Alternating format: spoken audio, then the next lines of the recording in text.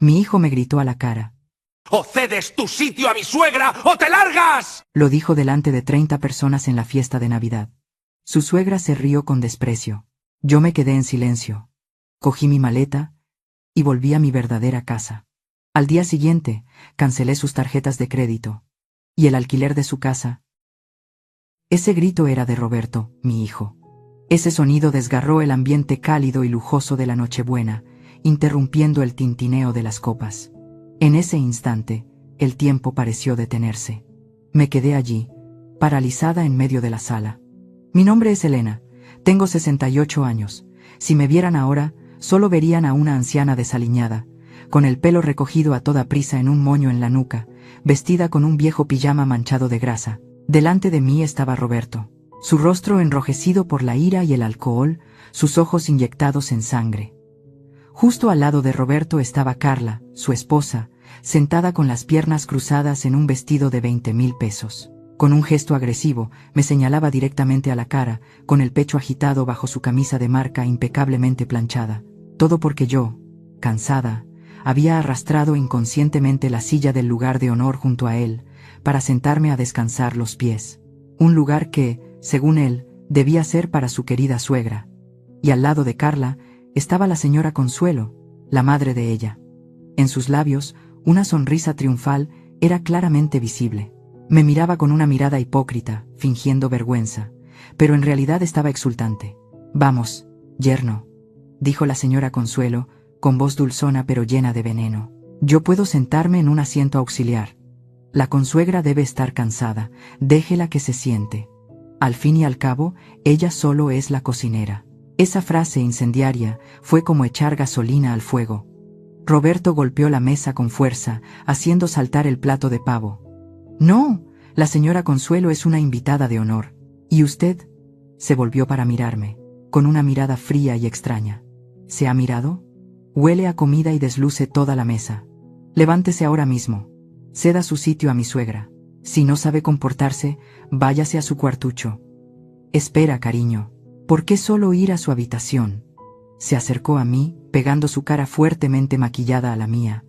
«Mamá, el cuartucho donde vives. La tierra en esta zona de Polanco es muy cara. Llevamos años manteniéndote. Eso es más que suficiente bondad.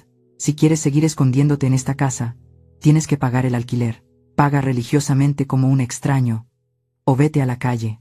Me quedé atónita, volviéndome para mirar a Roberto, con la última y tenue esperanza de que detuviera a su esposa por esta crueldad irracional. Pero no. Roberto me miró y sonrió con desprecio, una sonrisa cómplice y vil.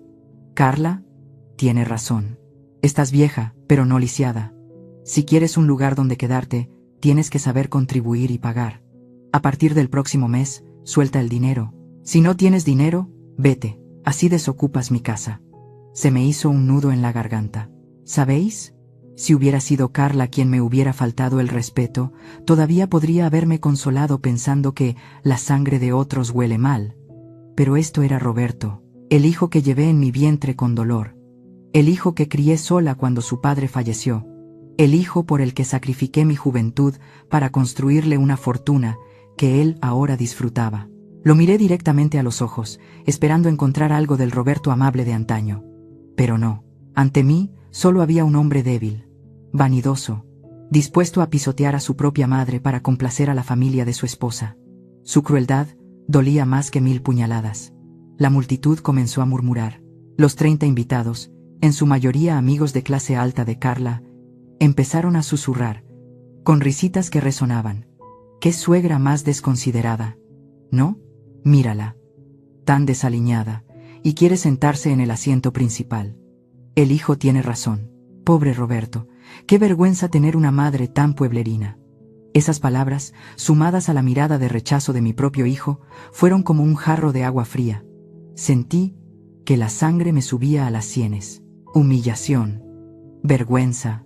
¿Creían que yo era solo la anciana Elena, senil y una carga? ¿Creían que aguantaba porque no tenía a dónde ir, por eso mi hijo se atrevía a echarme como a un perro viejo? Respiré hondo. De repente, algo se rompió dentro de mí. Pero no fue un colapso, fue una liberación. Mi mirada cambió. La amabilidad y resignación cotidianas que me esforzaba por mantener para la armonía familiar se desvanecieron. En su lugar apareció la frialdad y determinación de la jefa Elena, la mujer que una vez se había abierto camino a fuego en la central de abasto, el mercado mayorista más implacable de México. Solté el paño de cocina al suelo. Lentamente me quité el delantal, lo doblé cuidadosamente y lo puse con fuerza sobre la mesa brillante, justo delante de Roberto. Levanté la cabeza y miré directamente a los ojos de mi hijo ingrato. En ese momento, ya no lo miraba como una madre indulgente. Lo miraba como una inversión fallida que debía ser eliminada. Mi voz resonó, grave y firme, ahogando la música de fondo. «Está bien. ¿Quieres que ceda mi sitio? ¿Quieres que me vaya para que tu suegra tenga más espacio?» Roberto se quedó un poco desconcertado por mi actitud tan tranquila y aterradora. Balbuceó, a punto de decir algo, pero yo lo interrumpí. «Acepto esa condición, Roberto». Continué. Mi mirada aguda barrió a Carla y a la señora Consuelo, cuyas sonrisas se habían desvanecido. «Me iré. Le cederé todo este espacio a la familia de tu esposa. Pero recuerda esto. Una vez que cruce esa puerta, ya no serás mi hijo. Y yo ya no seré el cajero automático de esta casa. ¿Quieren que me vaya? Muy bien. Veamos cuánto vale su dignidad sin mí». Dicho esto, no esperé ninguna reacción. Me di la vuelta y fui directamente a mi habitación para coger la maleta que ya tenía preparada, dejando atrás la confusión que empezaba a extenderse por la lujosa fiesta. Entré en la pequeña habitación al final del pasillo, el lugar que durante los últimos 5 años se había llamado la habitación de Elena. En realidad, era solo un trastero reformado, diminuto, apenas lo suficientemente grande para una cama individual y un armario destartalado. Esta habitación era como un mundo aparte, en completo contraste con el lujo y la opulencia de fuera. Pero no me sentía asfixiada en absoluto. Al contrario, me sentía realmente lúcida. No me apresuré a coger ropa, ni a meter cosas en la maleta de forma frenética, como la gente que es expulsada con vergüenza.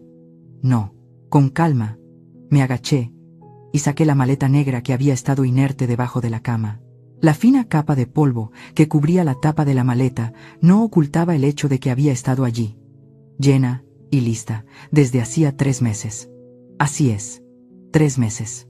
Ese fue el tiempo que empecé a darme cuenta de que la falta de respeto de mi hijo y su esposa ya no era accidental, era sistemática. Aumentaba cada día. Y yo, una mujer que había pasado por tantas vicisitudes en el mundo de los negocios, llevaba mucho tiempo preparada para esta partida. Hoy, el grito de Carla fue solo la gota que colmó el vaso. Me puse de pie, cogiendo la foto en blanco y negro que estaba en la mesita de noche. Era una foto de Humberto, mi marido. En la foto, él sonreía, una sonrisa amable junto a nuestro primer camión de reparto. Susurré, lo suficientemente bajo para que solo yo lo oyera. «Humberto, es hora de que le enseñe a tu hijo a ser un hombre. No me culpes por ser cruel, ¿eh?» Luego, me dirigí a la esquina del armario, donde había una mini caja fuerte, escondida detrás de un montón de ropa vieja. Giré el código familiar. Clic. La puerta de hierro se abrió. Dentro no había dinero en efectivo, solo una gruesa carpeta azul de documentos y mi pasaporte. Esa carpeta azul era, de hecho, la escritura de esta casa en Polanco, la casa que Carla siempre se jactaba ante sus amigos, de que era de su marido y de ella. Salí de la habitación arrastrando la maleta, volviendo por el pasillo hacia la sala de estar. La fiesta de fuera aún no se atrevía a animarse. Todos sostenían los tenedores con torpeza, hurgando en los platos de comida fría. Cuando aparecí con mi equipaje en la mano, todas las miradas se volvieron hacia mí. Carla vio la maleta y se rió con desprecio. Su sonrisa era retorcida y burlona. «¿De verdad te vas? Bien. Recuerda no volver a pedir limosna cuando te quedes sin dinero». No me molesté en responder, solo miré a Roberto. Mi hijo, al verme con la maleta, intentó levantarse de la silla. Quizás le quedaba algo de conciencia, o de orgullo masculino. Pero justo cuando iba a levantarse, su suegra, la señora Consuelo, le puso la mano llena de anillos de oro en el hombro, presionándole con fuerza. «Siéntate, yerno. Déjala ir. No arruines el ambiente de Nochebuena», siseó entre dientes. Y Roberto, una vez más, se sentó. Bajó la cabeza, mirando fijamente el plato de porcelana blanca que tenía delante. Esa fue la última imagen de mi hijo que quise recordar esa noche. Un cobarde que no se atrevía a levantar la cabeza. Arrastré la maleta directamente hacia la puerta principal. Me detuve justo delante de la gruesa y pesada puerta de madera de caoba. No la abrí de inmediato. Necesitaba realizar una última acción, un castigo merecido. Accedí a la aplicación bancaria. Seleccioné la opción Tarjetas adicionales. En la pantalla apareció una lista de potentes tarjetas de crédito negras, emitidas en función de mi solvencia financiera. La titular principal. Debajo de la línea titular de tarjeta adicional estaban 2 nombres familiares: Roberto y Carla. No dudé. Mi dedo presionó el botón rojo brillante junto a sus nombres. Bloquear permanentemente, cancelar tarjeta. Un círculo giró ligeramente por un instante, y luego apareció un mensaje verde. Éxito. Las tarjetas han sido desactivadas. Apagué la pantalla, guardé el teléfono en el bolsillo. Levanté la cabeza y me volví para mirar a toda la familia, que seguía paralizada en la mesa de la fiesta, por última vez. Mi voz resonó, clara palabra por palabra. Me voy. Que tengan una feliz Nochebuena, con el dinero que ustedes mismos se han ganado. Me senté en silencio en el asiento trasero del taxi de aplicación, con la mano ligeramente sobre la correa de mi bolso. Fuera de la ventanilla del coche, la Ciudad de México esta noche estaba inusualmente desierta.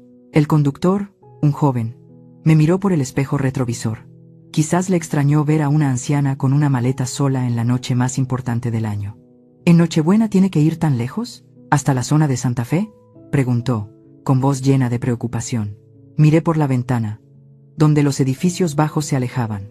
Sí, vuelvo a casa, respondí, con una sonrisa amarga.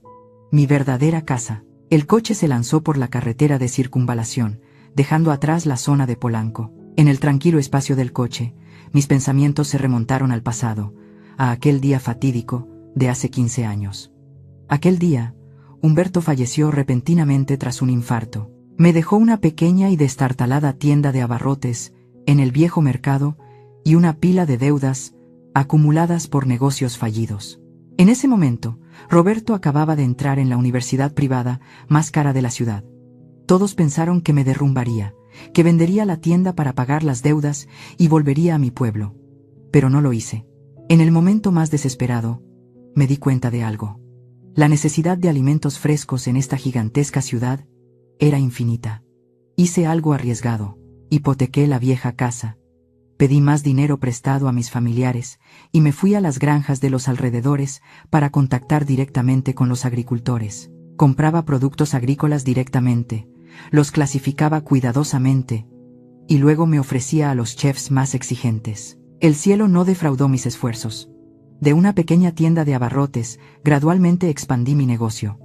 Alquilé almacenes, compré camiones refrigerados, me convertí en la jefa proveedora de alimentos al por mayor para las grandes cadenas de supermercados, con contratos por valor de millones de pesos. Pero les oculté todo eso a Roberto. Había visto a los hijos de mis amigos corromperse, caer en fiestas y drogas solo por depender de la inmensa fortuna de sus padres. Temía que Roberto fuera igual. Quería que mi hijo conociera el valor del trabajo, que se valiera por sí mismo. Por eso, siempre le mentí diciéndole que vivía al día con la escasa póliza de seguro de vida que le había dejado su padre y una mísera pensión. Sin embargo, cometí un error fatal. Aunque oculté mi riqueza, por amor a mi hijo, le pagaba todo en secreto bajo el nombre de ahorros que le dejó su padre. Le compré una casa, un coche, le pagué las deudas de la tarjeta de crédito, y así, sin querer, convertí a mi querido hijo en un parásito pasivo, débil, y ahora, un ingrato. Mi hilo de pensamientos se interrumpió cuando el taxi redujo la velocidad. Habíamos llegado a Santa Fe, la zona financiera más moderna y rica en el extremo oeste de la ciudad. Los majestuosos rascacielos de cristal se elevaban en la noche, brillando intensamente como gigantescos pilares de cristal. El coche se detuvo frente al vestíbulo de una torre de lujo. El portero, vestido con un elegante uniforme, se apresuró a abrirme la puerta del coche. «Bienvenida de nuevo, señora Elena», me saludó con reverencia la recepcionista en el mostrador al verme entrar. «Ya hemos limpiado el penthouse según su solicitud de esta tarde». Asentí ligeramente, sin decir nada, y arrastré la maleta directamente hacia el ascensor privado.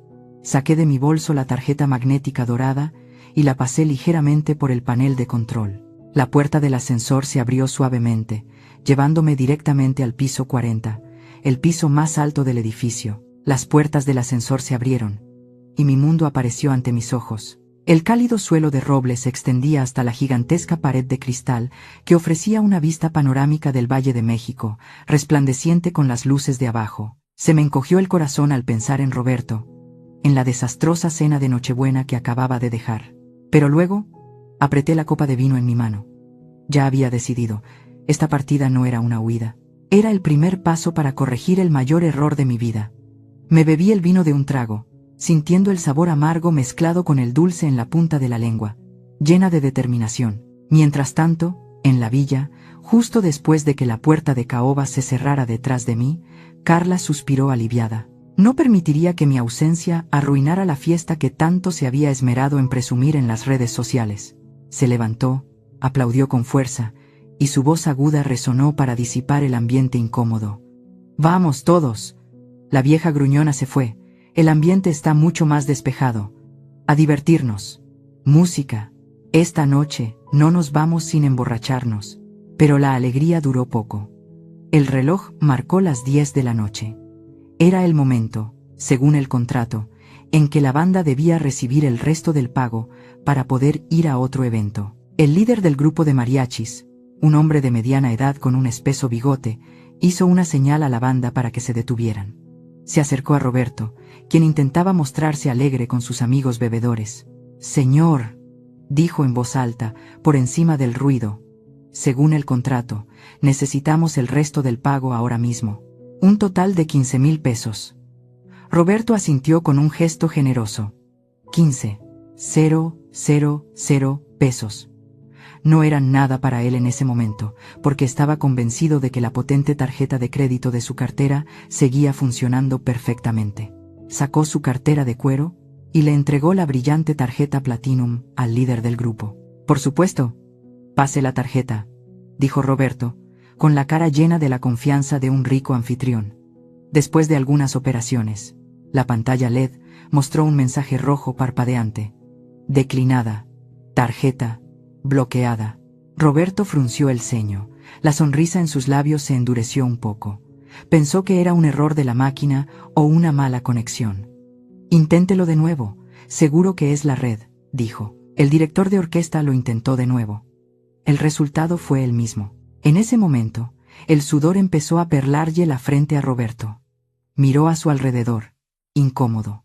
Carla estaba cerca, y al ver a su marido forcejear sin éxito, se acercó molesta. Le arrebató la terminal POS al director de orquesta, lanzándole una mirada fulminante a su marido. «Eres inútil. Ni siquiera puedes pasar una tarjeta. Déjame a mí». Dicho esto, Carla sacó de su elegante bolso la potente tarjeta negra, la misma que siempre mostraba con orgullo cuando iba de compras con sus amigas. Le entregó la tarjeta al director de orquesta con una expresión altiva. «Use esta. Esta tarjeta tiene un límite infinito». El director de orquesta volvió a realizar la operación. Toda la sala de la fiesta empezó a silenciarse, y todas las miradas se centraron en la pequeña máquina que tenía en la mano. La transacción seguía sin éxito. La poderosa tarjeta negra ahora no era más que un trozo de plástico inerte. La paciencia del director de orquesta se había agotado. Empezó a alzar la voz.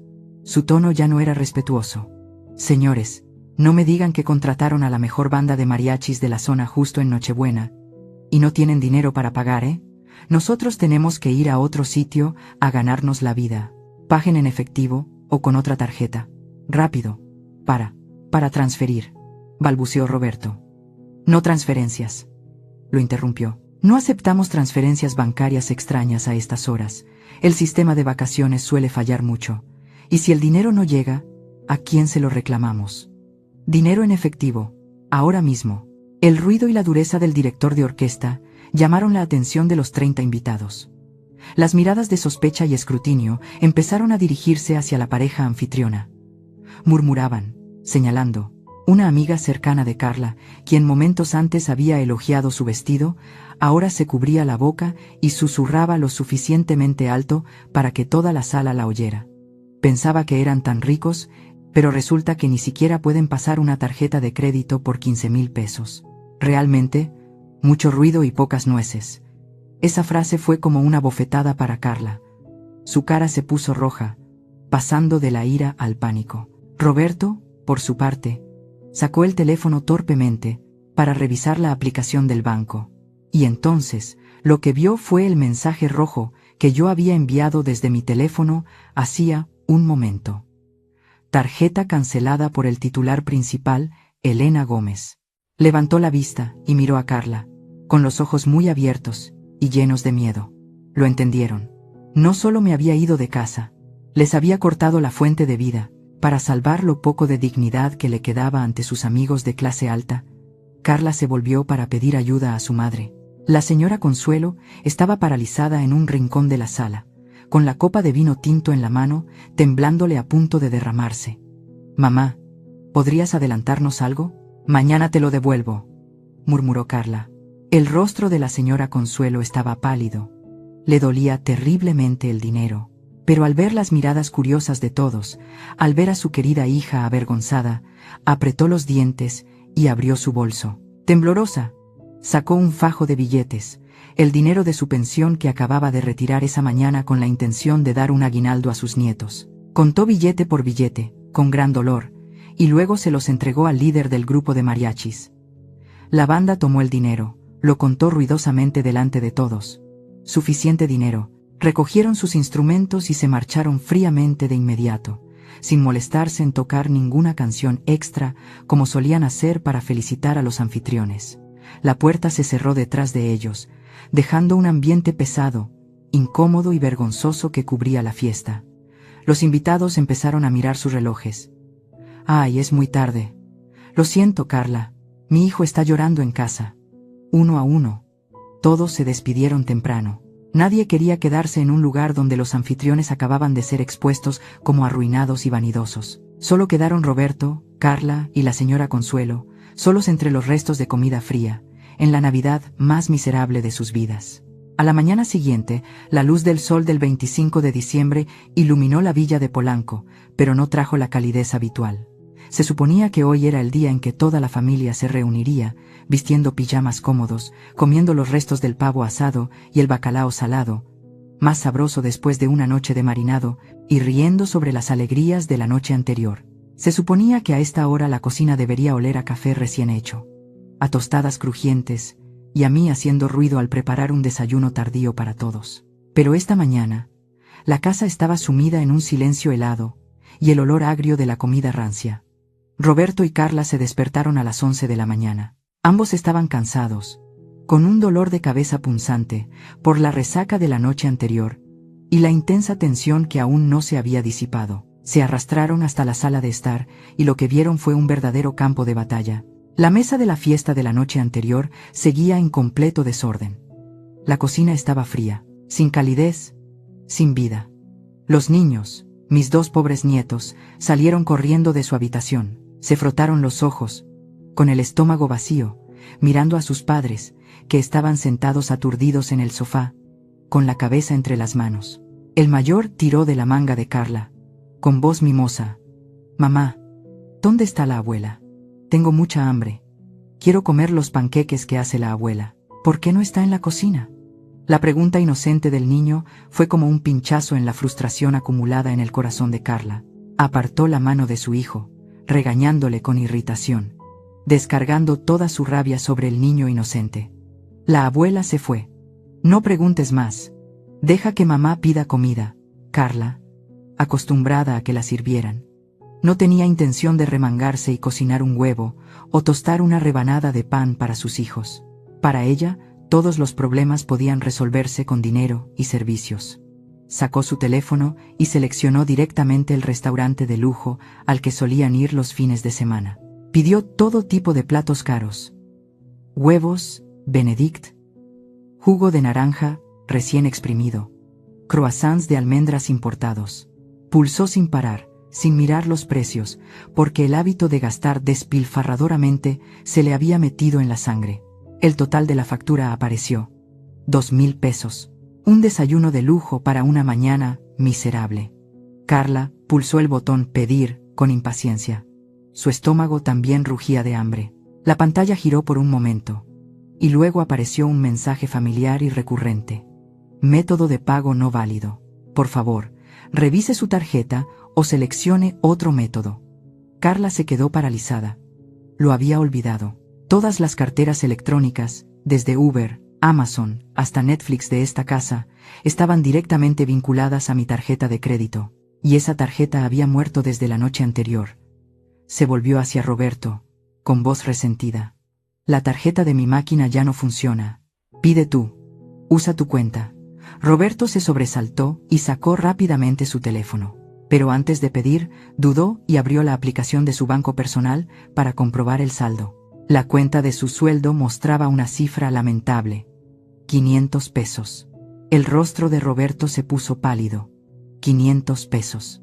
No era suficiente para una comida sencilla para 4 personas en esta zona tan cara, y mucho menos para el desayuno de 2.000 pesos que Carla acababa de elegir.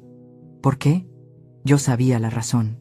Su sueldo de este mes lo había gastado todo en la cadena de oro que le regaló a Carla y en las botellas de licor extranjero para agasajar a los invitados la noche anterior. Siempre había dado por sentado que los gastos de manutención, comida, electricidad y agua corrían a cargo del fondo de mamá, por lo que su sueldo solo lo usaba para gastos personales de vanidad.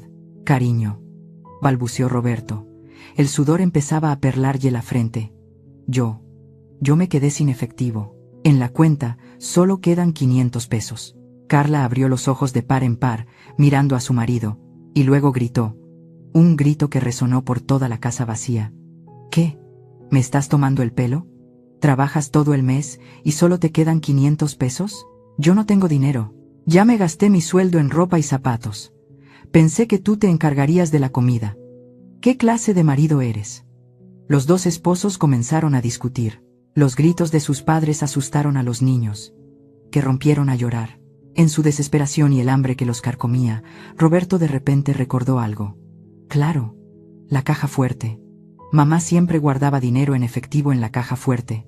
Se levantó como un resorte y se lanzó directamente hacia mi antigua habitación, el pequeño cuarto al final del pasillo. Corrió como un loco, esperando encontrar un poco de salvación de la madre a la que acababa de dejar que su esposa echara. Entró en la habitación. Revolvió los cajones del armario, tirando mi ropa vieja por el suelo. Finalmente, encontró la mini caja fuerte en la esquina del armario. Conocía la contraseña, por supuesto que la conocía. Nunca le había ocultado nada. Una vez le dije, la contraseña es tu fecha de nacimiento, para que si me pasa algo, puedas coger los papeles. Mi confianza ahora se convertía en una herramienta para su búsqueda. Bip, bip, bip, clic. La puerta de la caja fuerte se abrió. Roberto metió la mano, tanteando. Pero su mano solo tocó el frío vacío del acero. Vacía. Completamente vacía. No había fajo de dinero en efectivo. No había joyas viejas. Y, lo más importante de todo, la gruesa carpeta azul de documentos que siempre había visto allí, la escritura de la casa a mi nombre, había desaparecido sin dejar rastro. Roberto se quedó paralizado, sus piernas se le aflojaron, y luego se desplomó lentamente sobre el frío suelo. Sus rodillas golpearon el suelo con un golpe seco. Se dio cuenta de una verdad aterradora, más horrible que el hecho de no tener dinero para desayunar. Su madre, yo, no se había ido por un enfado temporal, como su esposa y él se habían tranquilizado la noche anterior. No se había ido de vacaciones. No se había ido a pasear. Se había ido de verdad. Y se había llevado consigo el poder supremo del propietario. El derecho de propiedad.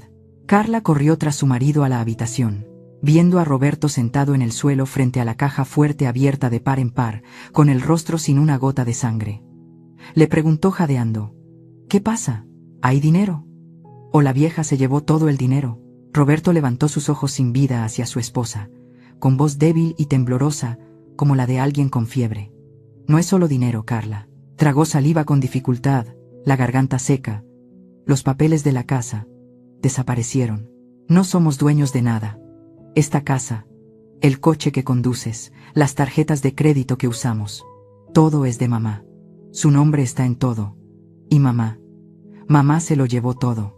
Carla se apoyó en el marco de la puerta, con la mano en la boca, los ojos muy abiertos mirando el vacío indefinido de la caja fuerte. Por primera vez en su vida, su arrogancia se desmoronó, dando paso a un miedo extremo a un futuro sin hogar, sin dinero y sin apoyo. Una semana había pasado desde aquella fatídica Nochebuena. La villa, antes impecablemente limpia, ahora parecía un vertedero de lujo. Las bolsas de basura negras se amontonaban junto a la puerta de la cocina, desprendiendo un olor agrio a comida en descomposición. Carla, mi querida nuera, siempre orgullosa de sus caras uñas, se negaba rotundamente a tocar las bolsas de basura. Decía que era trabajo de la empleada doméstica, o mío. Y Roberto, mi hijo consentido, volvía del trabajo agotado por la presión y la escasez, sin fuerzas para limpiar. La nevera estaba vacía. Las botellas de champán y las latas de caviar habían desaparecido, reemplazadas por unos paquetes de fideos instantáneos baratos y unos panes viejos y secos que Roberto había comprado a toda prisa en la tienda de conveniencia. Los dos esposos comían en silencio, sin dirigirse la palabra. Solo el crujido del pan seco resonaba en la fría y espaciosa sala. Justo a las 9 de la mañana, sonó el timbre de la puerta, rompiendo el asfixiante silencio. Roberto se levantó perezosamente, arrastrando los pies para abrir la puerta. Era un hombre de mediana edad, vestido con un traje gris de corte impecable, con un maletín de cuero brillante en la mano, que irradiaba profesionalidad y frialdad. Era mi abogado personal, representante de una de las oficinas notariales más prestigiosas de la ciudad. «Buenos días, señor Roberto», dijo el abogado, con un tono cortés pero distante. «Soy el representante legal de la señora Elena Gómez. Vengo a entregarle un documento importante». Roberto tragó saliva, con un mal presentimiento. Con manos temblorosas, tomó el grueso sobresellado cuidadosamente con cera roja. El abogado no esperó a ser invitado a entrar. Se quedó en el umbral, como si no quisiera pisar el desordenado espacio interior. Roberto volvió a la sala, donde Carla estaba tumbada en el sofá, navegando inconscientemente por el teléfono. «¿Quién es, cariño?», preguntó Carla, sin apartar la vista de la pantalla. «El abogado de mamá», respondió Roberto, con la voz quebrada. Al oír eso, Carla se levantó de inmediato. Ambos se juntaron para abrir el sobre. Dentro había un paquete de documentos legales oficiales, impresos en papel blanco de alta calidad, con un título en negrita que le saltó a la vista: aviso de terminación de contrato de préstamo de propiedad y solicitud de recuperación de vivienda. Roberto leyó cada palabra en voz alta. Sus manos empezaron a temblar incontrolablemente. El documento establecía claramente argumentos legales irrefutables. La villa en Polanco era propiedad única y legítima de la señora Elena Gómez, es decir, mía. Durante los últimos 5 años, le había permitido a su hijo y a su nuera vivir allí, bajo un contrato de préstamo de propiedad, una forma de permitir que los familiares usaran la casa de forma gratuita, sin cobrar alquiler. Eso era el amor de una madre, la protección que les brindaba. Pero el siguiente párrafo fue el golpe de gracia. Mi abogado había citado textualmente las palabras de Carla la noche de Navidad, registradas en el acta de declaración de los empleados temporales presentes ese día. Las palabras estaban impresas en cursiva, afiladas como un cuchillo. Se solicita el pago del alquiler o el desalojo. Roberto continuó leyendo mi decisión, con la voz entrecortada. Mi cliente, la señora Elena Gómez, acepta la solicitud de la señorita Carla. A partir de hoy, la relación de alojamiento gratuito termina oficialmente. La señora Elena respeta el deseo de honestidad de su nuera. Por lo tanto, si el señor Roberto y la señora Carla desean continuar residiendo en esta propiedad, ambos deben firmar un contrato de alquiler oficial. Roberto se detuvo, con los ojos muy abiertos, mirando la cifra impresa en negrita debajo. El precio de alquiler aplicado según la tasación actual del mercado para una villa de lujo en la zona de Polanco es $4.500 estadounidenses al mes, equivalente a unos 90,000 pesos. Si no están de acuerdo con este precio, tienen un plazo máximo de 30 días para desalojar todos sus bienes personales y entregar la propiedad en su estado original al propietario. Carla le arrebató el papel a su marido, leyendo una y otra vez la cifra de 90,000 pesos. Luego gritó, un grito estridente lleno de indignación: «Está loca. Seguro que está loca. ¿90,000 pesos al mes? ¿Cree que imprimimos dinero? El sueldo de Roberto no es ni la mitad de eso. ¿Cómo vamos a pagarlo? Se volvió hacia el abogado, que seguía de pie tranquilamente en la puerta, gritando: «Dígale que no pagaremos. Esta es la casa de mi marido, la casa de sus nietos, no tiene derecho a hacer eso». El abogado se ajustó las gafas con calma, sin inmutarse ante la furia de Carla. Respondió, con un tono profesional y despiadado: «Señorita, este es el precio oficial de tasación de la Asociación de Bienes Raíces para esta zona, no una cifra que la señora Elena se haya inventado. Y por favor, recuerde, fue usted quien hizo la solicitud de pagar el alquiler. Mi cliente solo está cumpliendo con su deseo». Se detuvo un momento, mirando directamente a los ojos de Carla, con una mirada aguda. «Señorita, esto ya no es una cuestión familiar o sentimental. Esto es un asunto de negocios honestos y claros, como usted deseaba. El contrato ya está redactado. Si desean firmar, pónganse en contacto con mi oficina en un plazo de 3 días. De lo contrario, el plazo de 30 días para el desalojo comienza ahora mismo». Dicho esto, el abogado asintió levemente y se dio la vuelta, dejando a los dos paralizados en medio del desordenado salón. Roberto sostenía el documento legal en la mano. Todo su cuerpo temblaba. Miraba fijamente el papel, luego miraba a Carla, que jadeaba de ira. Por primera vez, su lento cerebro, mimado, se dio cuenta de una verdad aterradora. Su madre no estaba amenazando. Su madre no estaba enojada esperando que sus hijos se disculparan superficialmente. Esto era un castigo económico directo. Roberto se desplomó en el sofá, con las manos en la cabeza. 30 días, solo 30 días antes de que los echaran a la calle, y con su mísero sueldo y sus hábitos de gasto derrochadores, 90,000 pesos era una cifra impensable. El colapso ya no era un riesgo, estaba ahí, ante sus ojos, claro y cruel.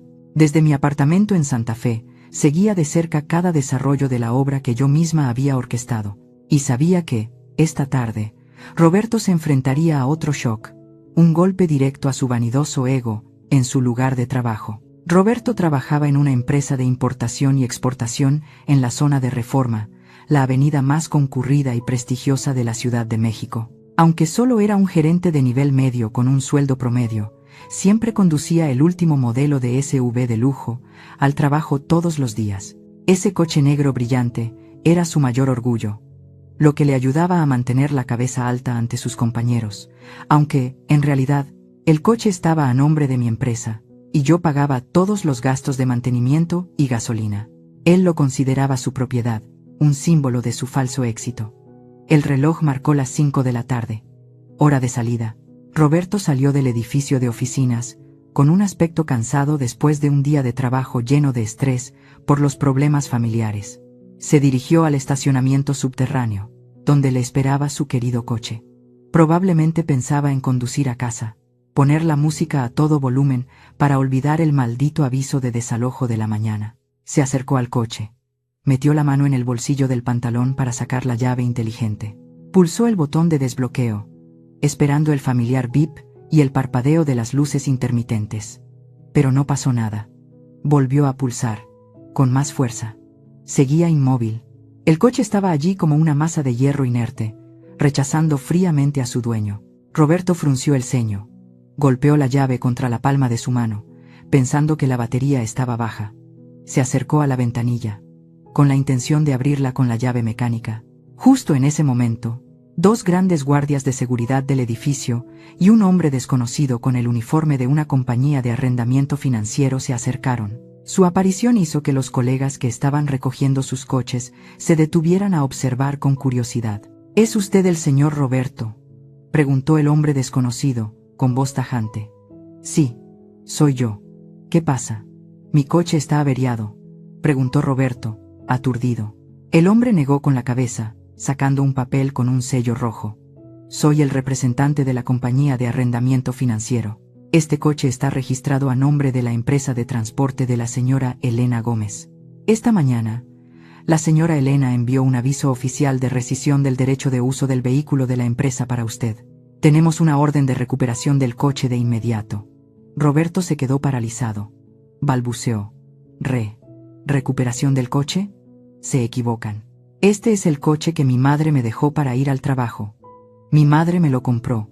¿Cómo pueden recuperarlo? El representante sonrió con desdén, con la mirada fría fija en Roberto. Se equivoca, señor Roberto. En los documentos legales, usted nunca ha sido el propietario. Usted solo era un usuario autorizado de los bienes de la empresa, y esa autorización ha sido revocada por completo a las 8 de la mañana de hoy. Por favor, entregue la llave de repuesto que tiene en la mano. De lo contrario, nos veremos obligados a denunciar a la policía por apropiación indebida de bienes. Alrededor, la multitud de colegas comenzó a murmurar. Risitas, miradas de lástima y burla, se dirigieron hacia Roberto. Su máscara de empresario exitoso fue arrancada a plena luz del día. Se quedó allí, con la cara roja de humillación, con las manos temblorosas sosteniendo la llave. No había vuelta atrás. No había madre a quien llamar para pedir ayuda. Roberto apretó los dientes y le lanzó la llave al otro hombre. «Está bien. Tómela. Tómela», gritó desesperado. El representante tomó la llave y le hizo una señal al guardia para que abriera la puerta. El SUV arrancó y lentamente salió del sótano, dejando a Roberto solo entre el humo de los coches y las miradas curiosas. Ese día, por primera vez en 10 años, Roberto tuvo que ir a pie a la estación de metro. Tuvo que apiñarse en un vagón de tren abarrotado en hora punta, respirando el olor agrio a sudor, algo que antes solía despreciar como transporte para pobres. El tren lo llevó de vuelta a la dura realidad que había estado evitando durante tanto tiempo. Roberto llegó a casa a las 7 de la tarde, casi 2 horas más tarde de lo habitual. Entró arrastrando los pies, agotado, esperando encontrar algo de luz y calor, pero lo que le recibió fue una oscuridad total. La villa estaba completamente a oscuras. No había luces ni sonido de televisión. «¿Carla?», llamó en voz alta, con voz asustada. «Estoy aquí». Se oyó la voz de Carla desde la esquina del sofá, acompañada de sollozos. Roberto tanteó para encender el interruptor de la luz. Clic, clic. No encendía. Sacó su teléfono para usar la linterna. Carla estaba sentada acurrucada en el sofá, con lágrimas en los ojos. «Se ha ido la luz». «Cariño», sollozó Carla. «También se ha ido el internet y el cable. No puedo ver películas, ni navegar por internet, ni encender el aire acondicionado». Roberto se quedó atónito. «¿Otra vez, mamá? ¿Por qué cortaron la luz? La factura de este mes pensé». «¿Pensaste qué?», gritó Carla. Todas las facturas de luz, agua e internet estaban configuradas para pagarse automáticamente desde la cuenta de tu madre. Ella bloqueó la cuenta, canceló los enlaces, y la compañía lo cortó. Dijeron que la factura del mes anterior no se pagó. Mira, ella quiere matarnos».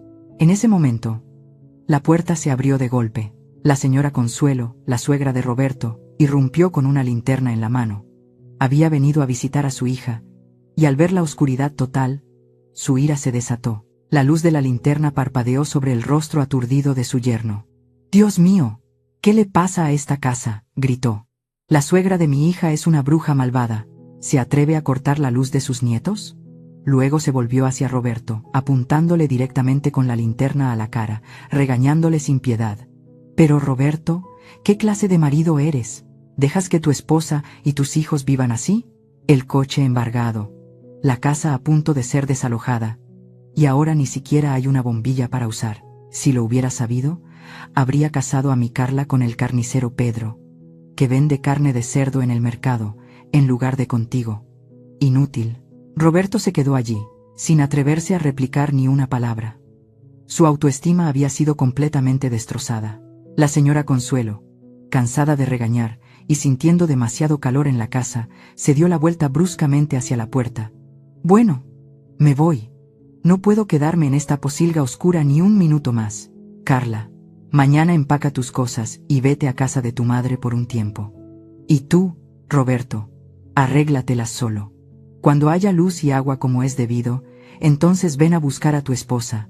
Se fue, dejando a los dos esposos solos en la oscuridad, en medio de la gran villa que ahora no era más que una fría prisión. La paciencia y el orgullo de Roberto y Carla se habían esfumado por completo después de una noche viviendo en la oscuridad y el miedo extremo. Estaban realmente aterrorizados. Se dieron cuenta de que si no me encontraban, sus vidas terminarían.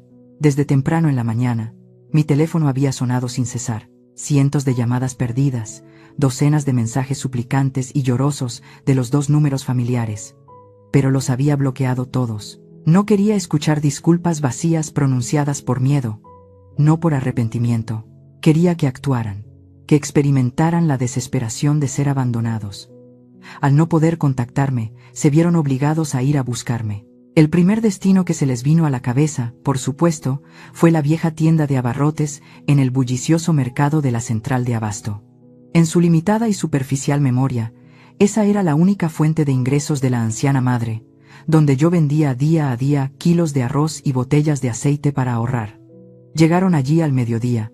El gerente de la tienda era el señor Miguel, un empleado leal que había trabajado conmigo desde los primeros días de mi negocio. Él me lo contó con una mezcla de diversión y amargura. Cuando vio a Roberto y Carla entrar apresuradamente, sudorosos, preguntando nerviosamente si la señora Elena estaba aquí, el señor Miguel no pudo evitar soltar una carcajada. ¿La señora Elena?, preguntó el señor Miguel, mirando a mis 2 hijos como si fueran extraterrestres. La jefa no viene a esta tiendita desde hace mucho tiempo. Yo me encargo de todo aquí. Entonces, ¿dónde está mi madre? ¿A dónde pudo haber ido?, gritó Roberto, con la cara roja. El señor Miguel negó con la cabeza con fastidio, con una mirada llena de lástima. ¿Qué clase de hijos son ustedes, que no saben dónde trabaja su madre? La jefa dirige todo el sistema desde la oficina principal en Santa Fe. Esta tienda es solo un recuerdo que ella conserva. ¿Santa Fe? Carla abrió los ojos de par en par. ¿La zona financiera de Santa Fe? ¿Me está tomando el pelo? ¿Qué hace esa vieja pueblerina en esa zona rica? Cuidado con la boca, señorita, dijo el señor Miguel con seriedad. Ella es la presidenta de la compañía de suministro de alimentos más grande de este mercado. Si quieren encontrarla, vayan a la Torre Paradox.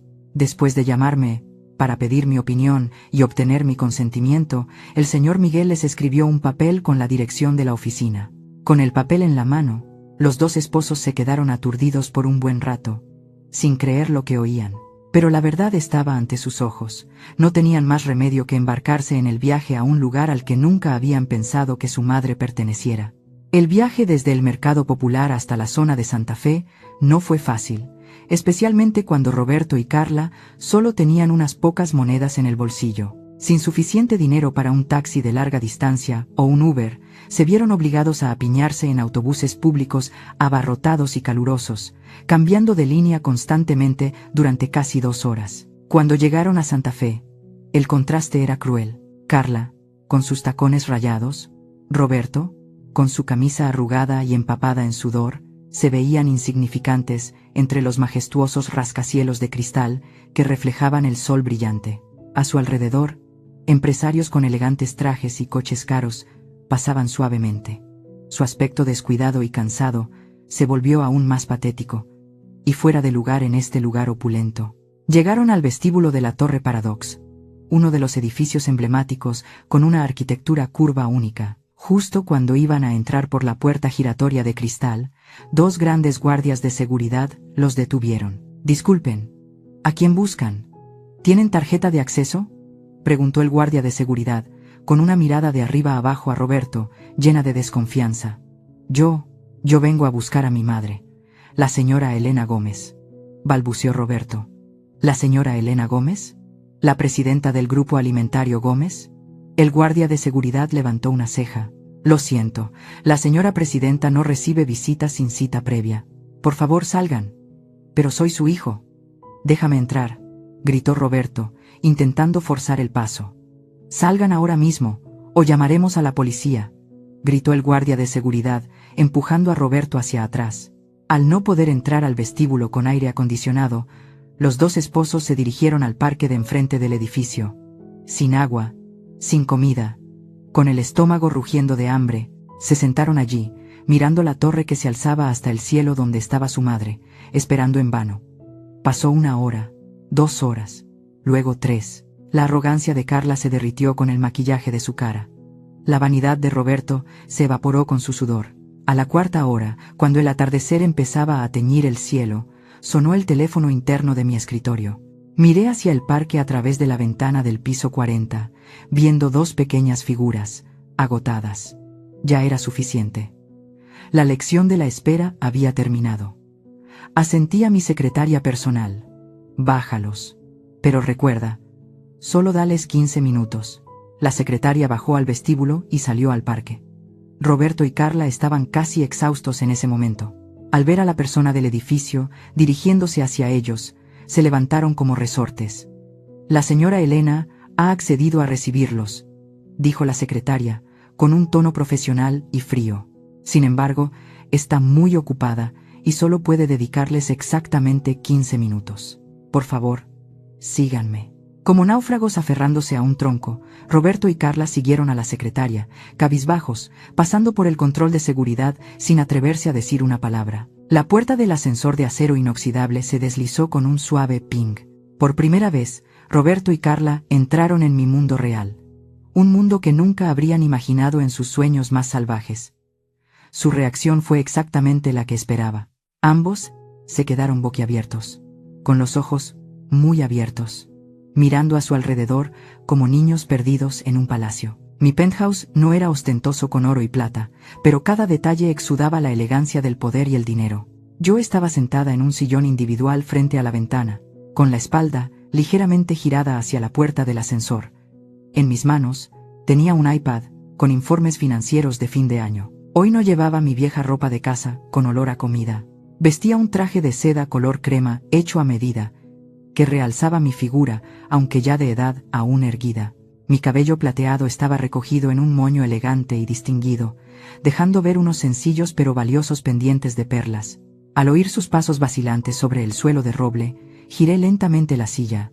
En cuanto me vio, Carla se abalanzó como un torbellino. Intentó arrodillarse y abrazar mis piernas, con un aspecto deplorable, el pelo revuelto y el rostro manchado de lágrimas. «Mamá, mamá», gritó, con la voz ronca. «Nos equivocamos. Perdónanos. Estamos sufriendo mucho, mamá. Sin electricidad, sin dinero. Nos morimos de hambre». Levanté la mano, un gesto firme y frío, que detuvo a Carla al instante, a unos pocos pasos de mí. «Detente», dije, con voz tranquila pero llena de autoridad. «Siéntate en esa silla, no ensucies mi alfombra». Carla se quedó atónita, pero no se atrevió a replicar. Retrocedió, tirando del brazo de Roberto, que estaba inmóvil, y ambos se sentaron tímidamente en el sofá de enfrente, encogidos como dos niños traviesos ante un director estricto. No dije nada más, solo cogí el mando a distancia y lo dirigí hacia la gran pantalla de televisión colgada en la pared. ¿Quieren saber a dónde se fue todo el dinero? Miren la pantalla. La pantalla se iluminó. Apareció una hoja de cálculo Excel clara, con columnas de datos detallados. Era un resumen de los gastos de Roberto y Carla durante los últimos 5 años que mi contable personal había compilado a partir de los extractos de las tarjetas de crédito adicionales. Miren, señalé la cifra total en rojo al final de la tabla. 5 millones de pesos. Esa es la cantidad de dinero que me han gastado en los últimos 5 años. Compras de ropa de marca, viajes lujosos, fiestas de fin de semana, spas de belleza, regalos por vanidad. He trabajado muy duro, levantándome a las 4 de la mañana todos los días, para construir este imperio alimentario, no para mantener a 2 parásitos que me chupan la sangre. Roberto miró fijamente esa enorme cifra, con el rostro pálido. No podía creer que la cantidad que habían gastado fuera tan grande. Levantó la cabeza para mirarme, con los ojos llenos de lágrimas. «Mamá, yo realmente no sabía que eras tan rica. Pensaba que solo tenías unos pocos ahorros de papá. ¿Por qué? ¿Por qué no me dijiste la verdad?» Sonreí amargamente. Una sonrisa agridulce. «Si te lo hubiera dicho, ¿seguirías trabajando, Roberto? ¿O dejarías ese trabajo de gerente mediocre para quedarte en casa jugando y gastando dinero? Si te hubiera dicho que era la presidenta de la corporación, ¿habrías aprendido a ahorrar? ¿O habrías gastado 10 veces más que esto? Te lo oculté para protegerte, Roberto. Quería que fueras independiente, que te convirtieras en un hombre de verdad, pero fracasé. Mi indulgencia te convirtió en un inútil». Roberto agachó la cabeza, tan avergonzado que no se atrevía a respirar. Las lágrimas de arrepentimiento real comenzaron a caer al suelo. «Mamá, te lo ruego», sollozó, con voz temblorosa. «Sé que me equivoqué. Soy un cobarde. Soy débil. Pero por favor, dame una oportunidad para empezar de nuevo. Cambiaré. Te prometo que cambiaré. Miré a mi hijo. Por muy dura que fuera, el corazón de una madre siempre se ablanda en ocasiones. Creía que quería cambiar, pero querer es una cosa, y lograrlo requiere una presión real. Creo que quieres cambiar, dije, con la voz un poco más suave pero manteniendo la seriedad. Pero el cambio necesita presión, Roberto. Las promesas vacías no tienen valor aquí. Me levanté y me dirigí a la ventana, mirando hacia la ciudad. No voy a ponerles las cosas difíciles. Sigo siendo su madre. La casa de Polanco se puso a la venta ayer. Tienen exactamente 20 días más para mudarse. Después de vender la casa, descontando los gastos, todo el dinero lo usaré para abrir una fundación benéfica, para apoyar a mujeres solteras emprendedoras. No recibirán ni un céntimo de la venta de la casa. Carla dejó de llorar. Con los ojos muy abiertos de asombro, habían perdido la casa de verdad. Me di la vuelta y miré directamente a Roberto. No les daré más dinero. Absolutamente no. Pero les daré una caña de pescar, aunque sea muy pesada y rudimentaria. Les presentaré un trabajo a tiempo parcial por las noches y los fines de semana en mi almacén en el mercado mayorista. Roberto levantó la vista, con un destello de esperanza en los ojos. ¿Como gerente de almacén, mamá? No, negué con la cabeza con firmeza. Puesto de estibador. Sueldo por horas, pagado por producto. Si quieres ganar dinero para mantener a tu esposa e hijos, para pagar un nuevo alquiler, empieza desde abajo, donde yo empecé. Deja que el sudor te enseñe el valor del dinero. Roberto se quedó atónito por un momento. Luego apretó los labios y asintió con fuerza. Lo haré. Gracias, mamá. Miré el reloj en mi muñeca. Los 15 minutos terminaron. La reunión concluye aquí. Pulsé el botón de intercomunicador de la mesa. Guardia, despida a los invitados. 2 grandes guardias de seguridad aparecieron en la puerta del ascensor. Roberto y Carla se levantaron. Me saludaron con una reverencia que nunca antes habían hecho. Y luego entraron en el ascensor en silencio, llevándose la lección más cara de sus vidas. Febrero había llegado. Había pasado un mes desde aquel día fatídico en que di mi ultimátum a mi hijo y a mi nuera. La lujosa villa de Polanco se había vendido, y el dinero recaudado lo había transferido directamente a la cuenta de la fundación benéfica recién establecida, tal como les había dicho. La vida de Roberto y Carla había cambiado por completo. Una transformación dolorosa, pero necesaria. Ya no vivían en la zona rica.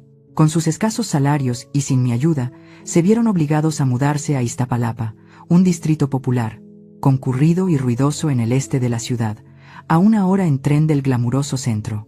Era un viejo apartamento en un edificio de apartamentos deteriorado, de unos 50 metros cuadrados. Ya no había un gran salón, ni jardín, ni empleada doméstica, solo el incesante ruido de los coches de la calle y el ruidoso sonido de la música de los vecinos. Carla, la nuera que antes solo sabía ir al spa y comprar bolsos de marca, ahora había probado el sabor del trabajo real. Ya no tenía dinero para mantener su lujoso estilo de vida, y lo que era más importante, entendía que si no trabajaba, toda la familia moriría de hambre. Consiguió un trabajo como recepcionista en una pequeña clínica dental cerca de casa. Todos los días, Carla tenía que estar de pie durante 8 horas para dar la bienvenida a los pacientes, organizar citas y contestar el teléfono. Sus zapatos de tacón de marca ahora estaban arrinconados, reemplazados por zapatos planos baratos para aliviar el dolor de pies. Cada vez que llegaba a casa, se quejaba de la hinchazón de los pies y el dolor de espalda. Pero lo extraño era que no se atrevía a dejar el trabajo. Cuando tenía en sus manos los escasos salarios de fin de semana, los atesoraba como un tesoro, calculando cada céntimo para comprar comida para sus hijos, en lugar de tirarlos por la ventana en cosas inútiles. La consuegra, Consuelo, a veces también pasaba por ese pequeño apartamento. Fruncía el ceño al criticar el sofá desgastado y hacía una mueca por el olor a cebolla y ajo que salía de la pequeña cocina. Pero esta vez, no se atrevió a decir ni una palabra ni a regañar a su yerno. Vio a su hija lavando platos y ropa ella misma, y entendió que su poder había terminado cuando ya no había nadie que les diera dinero. El silencio de la señora Consuelo fue el reconocimiento del nuevo orden que yo había establecido. En cuanto a Roberto, su cambio me reconfortó más aún.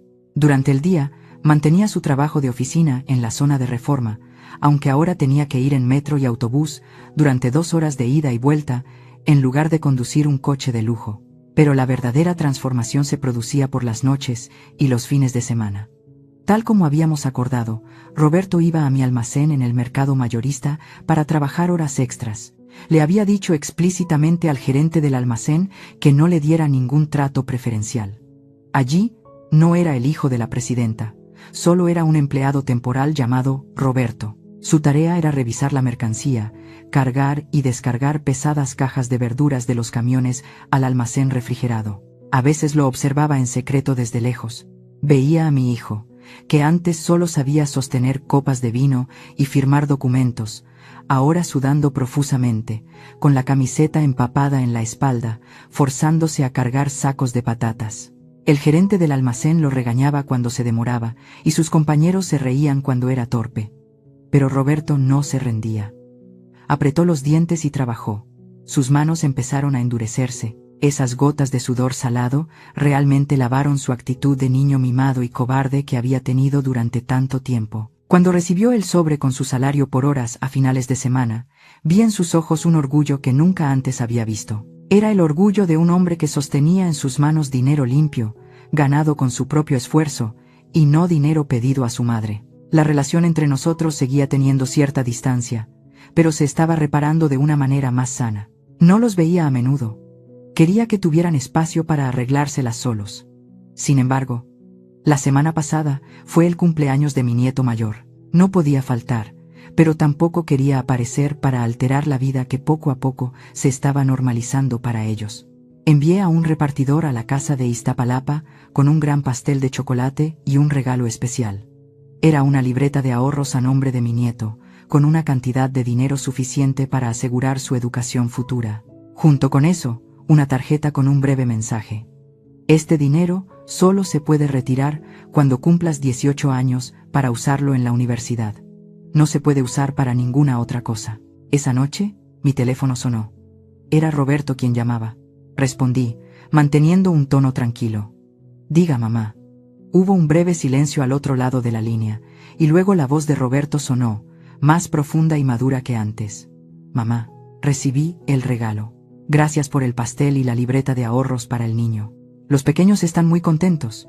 Esperé una queja sobre las dificultades o una sugerencia para pedir un poco más de dinero de bolsillo como solía hacer. Pero no. Roberto no pidió nada. Cuídate, mamá. Estos días hace viento. Recuerda abrigarte. Yo estoy bien. El trabajo en el almacén es duro, pero ya me acostumbré. La semana que viene intentaré hacer horas extras para comprarle a Carla un microondas nuevo. El viejo se estropeó. La llamada terminó brevemente. No hubo palabras floridas y vacías, solo preguntas sencillas sobre mi salud. Colgué el teléfono, sintiendo un alivio que se extendía por mi pecho. Mi hijo, por fin, había aprendido a preocuparse, a esforzarse y a cuidar de los demás sin condiciones de interés. Esta noche, volví a mi penthouse en Santa Fe. El espacio en el piso 40 seguía siendo tan tranquilo y lujoso como siempre. Salí al gran balcón, dejando que la fresca brisa nocturna agitara mi cabello plateado. Debajo de mí, la Ciudad de México se extendía infinitamente, brillando como una inmensa galaxia, con millones de cálidas luces amarillas. En mi mano, una taza de ponche caliente, con el dulce aroma de frutas secas y canela. Esta bebida tradicional siempre me hacía recordar los viejos tiempos. Días difíciles pero llenos de amor. Levanté la copa de vino en alto, hacia el cielo estrellado, sonriendo suavemente como si estuviera hablando con mi difunto esposo. Humberto, ¿lo ves? Lo logré. Tuve que ser un poco cruel, un poco dolorosa. Pero tu hijo finalmente se ha convertido en un hombre. Puedes descansar en paz.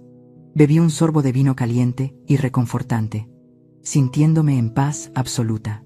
Me di la vuelta y entré en la casa, donde sobre mi escritorio ya estaba la pila de documentos de la nueva fundación benéfica que debía firmar por la mañana. Ya no era la vieja y superflua suegra a la que sus hijos echaban de su propia casa. Han pasado 3 años. El tiempo a mi edad pasa volando, pero para mis hijos han sido 3 largos años de transformación. Esta Nochebuena, no pasé la Navidad en el frío penthouse de Santa Fe. Por primera vez desde aquel tormentoso evento, Roberto y Carla me invitaron a cenar a su casa. No para pedir dinero, ni por obligación, por teléfono. Roberto me dijo con voz vacilante pero llena de orgullo: Mamá, ven, este año lo hemos hecho todo nosotros. No es lujoso, pero es con todo nuestro cariño. Mi coche se detuvo frente al viejo edificio de apartamentos en Iztapalapa. El barrio seguía ruidoso, con baratas luces decorativas colgadas por todas partes, y el sonido de la música cumbia, resonando desde los apartamentos. Pero a diferencia de la última vez que vine con la mentalidad de quien impone un castigo, esta vez vine con la mentalidad de una invitada esperada. Apartamento 302. La puerta se abrió, y el olor familiar me invadió. Era el olor a romeritos y a camarón seco cocinado con salsa mole. Mamá ya llegó. Roberto salió a recibirme. Su cabello ya tenía algunas canas, aunque no había cumplido los 40. Su mano, cuando tomó la mía, estaba áspera y callosa, una señal de 3 años de trabajo como estibador en el almacén. Pero sus ojos brillaban. Su espalda estaba recta. Ya no agachaba la cabeza evitando mi mirada como aquella noche en Polanco.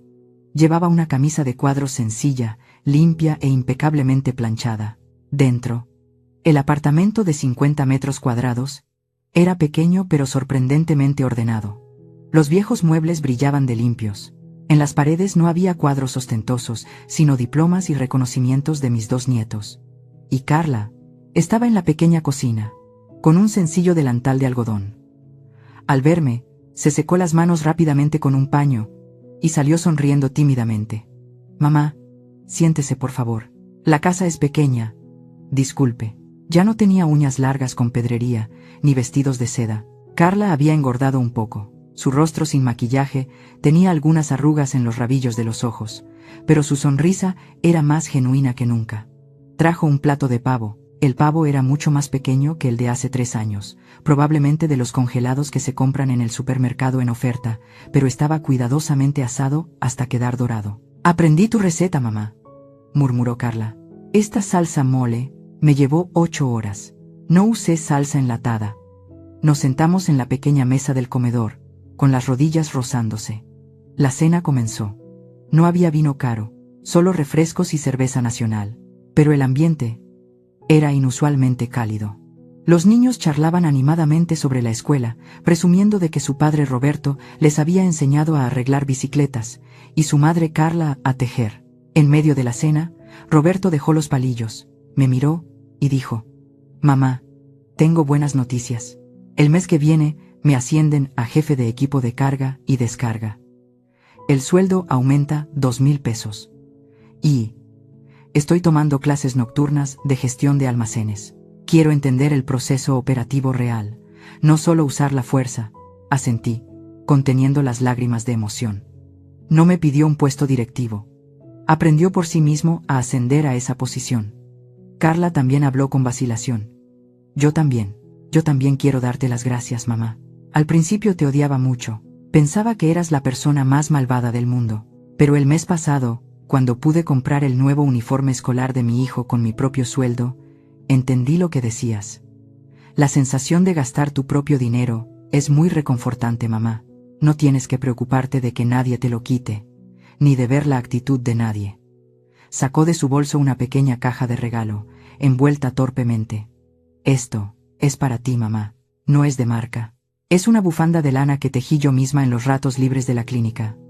Tomé la bufanda de lana de color burdeos. Algunas puntadas estaban mal.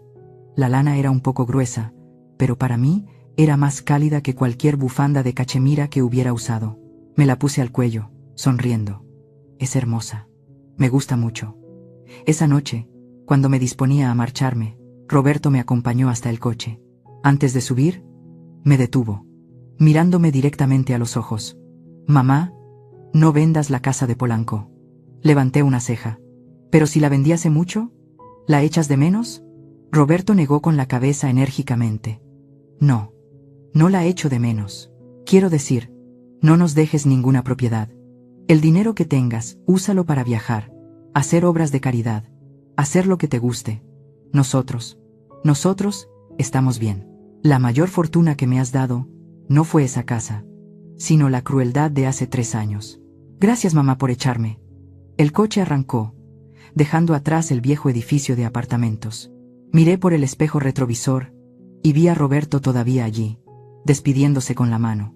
Resulta que el amor de los padres no es construir un castillo para que sus hijos se refugien, sino equiparlos con piernas lo suficientemente fuertes para caminar sobre las piedras. Perdí una villa de $1.000.000, pero recuperé la dignidad de mis hijos. Esa fue la inversión más rentable de la vida de Elena Gómez. En la fría noche de Navidad, con la bufanda de lana imperfecta de mi nuera, me sentí la madre más rica del mundo. Gracias por escuchar hasta el final. Si esta historia ha tocado tu corazón, compártela con tus seres queridos. A veces, una sola historia puede ser suficiente para calmar un día agotador. Comparte las historias familiares que tú o tus seres queridos hayan vivido, y escucha los viajes de mujeres que han transformado el dolor en fuerza y el daño en sabiduría. Cada día una mujer, cada día una lección de coraje y dignidad. Que la gracia de Dios esté contigo. Nos vemos en la próxima historia.